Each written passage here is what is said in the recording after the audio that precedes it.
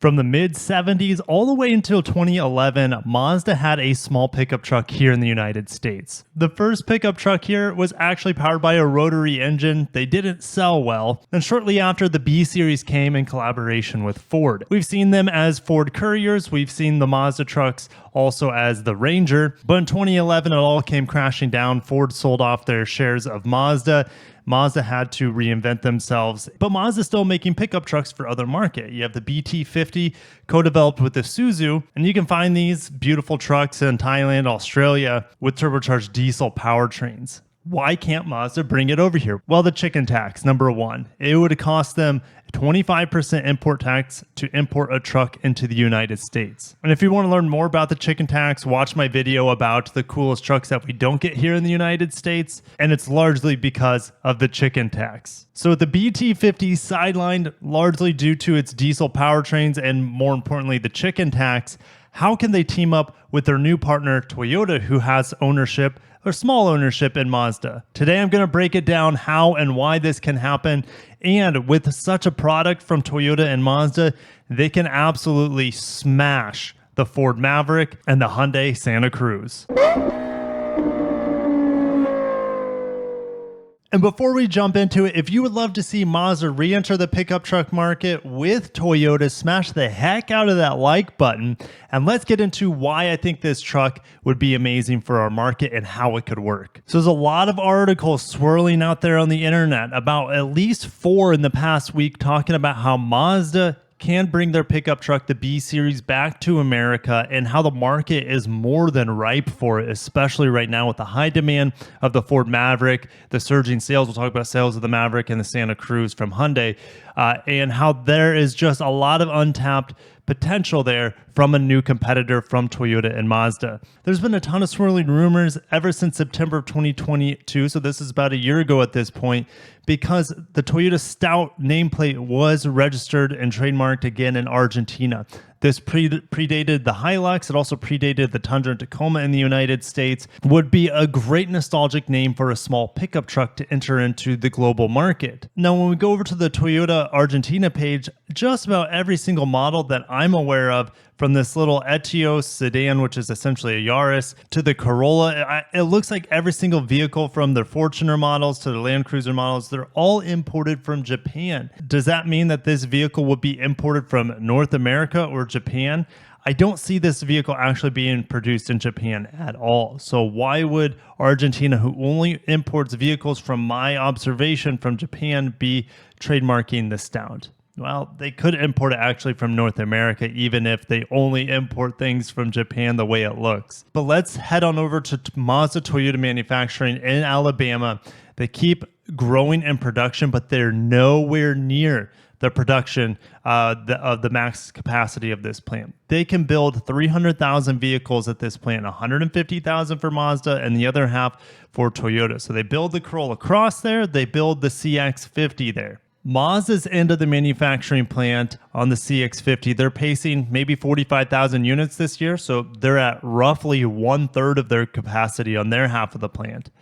For Toyota with the Corolla Cross, they're going to be producing 28,000 for the first half, so double that. They're a little over 1/3 of production capacity there on their end for the Corolla Cross, and they could scale up absolutely if they needed to, and if they have the right amount of workers. That's been a tough thing for the Alabama plant. They just can't get enough workers in the area. The unemployment rate there is extraordinarily low, one of the lowest in the country. Even if the Corolla Cross sold 100,000, that means they have 50,000 left for a Stout. And same thing for the Mazda CX-50. They have tons of production capacity left at that plant for another model to build a small pickup truck together. Would that satisfy the market? Well, we look at the Maverick. The Maverick's pacing about 90, let's just round up 90,000 vehicles this year. They're up about 10% compared to last year. Ford and Mazda combined could easily match or exceed that number of the Ford Maverick. And if we look at Hyundai sales of the Santa Cruz here, their pickup truck, they're only pacing about 40,000. So that would not be hard for Toyota and Mazda actually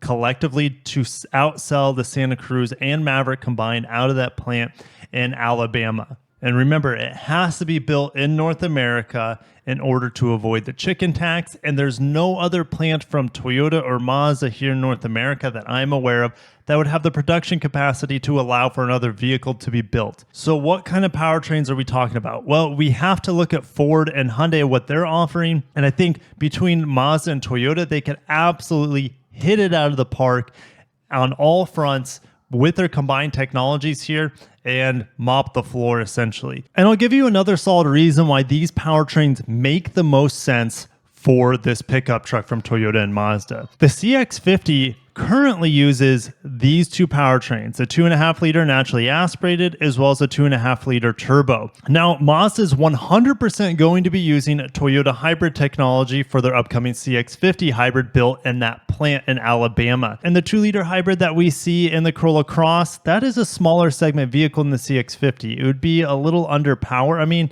not really, because this engine is about the same sort of potency as the 2-liter hybrid. But since the CX-50 isn't more in the same segment as the RAV4, for example, having the 2.5 liter hybrid is really the only solution that makes sense for me. So all these powertrains will be already there at the Mazda Toyota manufacturing plant. And what better way to just stick that into that small pickup truck? The Ford Maverick has 2 engine options. We have the 2.5 liter hybrid, and Ford actually uses Toyota's hybrid technology. It's an open technology patent. Anyone can use it. They don't have to pay into it. So Ford pretty much essentially uses Toyota's hybrid technology, and that's why they have excellent hybrids, to be honest. But anyways, we have the hybrid here that Toyota would need to match and exceed with efficiency, power, and all-wheel drive, because the Ford Maverick hybrid is only front-wheel drive. Now, you also have the 2-liter turbo, which can be had in front-wheel drive or all-wheel drive, and this has great torque, great power, and great towing capacity as well. I haven't updated these prices. This is an old spreadsheet that I've slightly modified, so just keep that in mind that these prices on the Hyundai and the Ford end could be a little outdated. So we have the Santa Cruz, a little bit bigger of a vehicle, I would say, than the Ford Maverick, and styled way differently, more edgy, more futuristic looking, when the Ford Maverick is very conservative. And I love the Ford Maverick styling, to be honest. They hit it out of the park there. So the Santa Cruz here has 2 engine options, which really could be matched from Mazda right out of the gate. So Hyundai has this 2.5 liter turbo engine on the top end, and they also have a naturally aspirated version of it. Mazda has essentially carbon copies of these with their Skyactiv 2.5 liter with 187 horsepower and up to 250 horsepower. And Mazda's 2.5 liter Skyactiv G turbo engine with 320 pound-feet of torque is a perfect engine for a pickup. It doesn't rev that much. You have great torque all throughout the rev range. Even though we see it in a Mazda 3 turbo, CX-30 turbo, CX-50, CX-5, etc., I think it feels best at home in a small pickup truck to take advantage of that. Now, Mazda has a 6-speed automatic. I'd love for them to put an 8-speed in there, but their 8-speed that they currently have can only really work in a hybrid system or a mild hybrid system, because it needs to have an electric motor to replace the traditional torque converter. So I still see this being a 6-speed automatic here. But where Toyota and Mazda could absolutely smack Ford and Hyundai, since Hyundai doesn't even have a hybrid, is use Toyota's 2.5 liter hybrid system that we see in so many products. They could also use the 2-liter hybrid system, maybe as a base engine option to replace this 2.5 liter. That could be quite viable as well. And we see that in the Corolla Cross hybrid. And it would just make sense to port it on over in the same engine or the same factory, 2-liter hybrid to 2-liter hybrid. So they could have a more conservative hybrid system with a little over 191 horsepower. So it'd actually be a direct competitor to this. But why match Ford's hybrid system when you could beat it by having your excellent 2.5 liter hybrid system? Last time I tested this was actually in the Camry hybrid. I got 44 miles per gallon in it. And then in the Sienna hybrid that I had a month or so ago, 2 months ago, I was able to get 37 miles per gallon in it. Absolutely insane. Up to around 240 horsepower. So I haven't updated these numbers. These are actually the old numbers based on the 2-liter hybrid. So let's go ahead and put in about 235 horsepower. And I mean, torque is whatever on Toyota's hybrids. Let's just say 170 pound-feet of torque, not quite sure exactly, but this would be excellent because it would come with all-wheel drive as an option or standard to put a small electric motor in the back, and that would take it to Ford's hybrid, giving better efficiency, better power, and all-wheel drive. Exterior styling I would expect to be quite different. You could have a front end that looks like a lot like the Mazda BT50, which looks like a lot of other Mazdas currently out there, especially the Mazda 3. And then on the Toyota version, you could have anything that looked on the front end that looks like a RAV4 or even the new Tacoma. I think if it looked like a miniature Tacoma on the front, I think it would do great. But I like the cutesy styling that the Maverick has, and I hope Toyota would be able to recreate that in some way, shape, or form. Now for the interior, currently with any Mazda in North America with their more elegant, softer interior, it just doesn't make sense for them to use the styling. Here what we see is the BT50's interior, which is a little bit more practical, a little bit more rugged, a lot more switches. But this is right-hand drive. It's actually probably, this might share more with an Isuzu than any other Mazda out there. And I think the interior of the RAV4 would be amazing. The RAV4 is a very utilitarian interior. Large knobs, basic fan control, meaty shifter, drive control knob as well. Now this is the older interior that has the buttons on the screen. The newer interiors with the more updated software has a fully digital MID back here, which would be an option on this, as well as a larger screen here without all these buttons with the newer Toyota software. So I think the utilitarian nature of the RAV4 makes a lot more sense as general styling for the interior of this Mazda Toyota Stout B2500 or whatever you want to call this truck. Now Mazda could live without this pickup truck, but if they want to increase their sales here in North America, they could absolutely do it quite easily. There would be a huge demand, and to split costs with Toyota would be a godsend for them. And same thing for Toyota, to split costs with Mazda. They already have this plant that's way underutilized.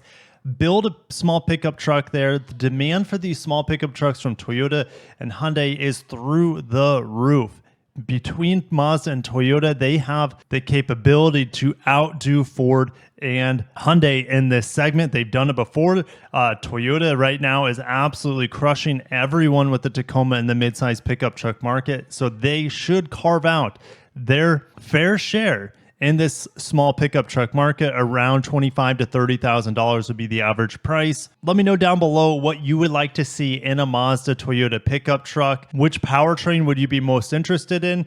Would you be going for a Mazda 2.5 liter turbo, or would you be going for the incredible 40 miles per gallon all-wheel drive hybrid from Toyota? Definitely stay glued to this channel. Make sure you subscribe, because if I hear any inkling about the developing Mazda B Series or Toyota Stout coming into fruition, I will post it on this channel. You'll be the first to know. I appreciate you guys for lasting this long. The video, you rock, and special thanks to my paying members. Couldn't do it without you. Thank you guys for everything. I'll catch you in the next video, and peace out.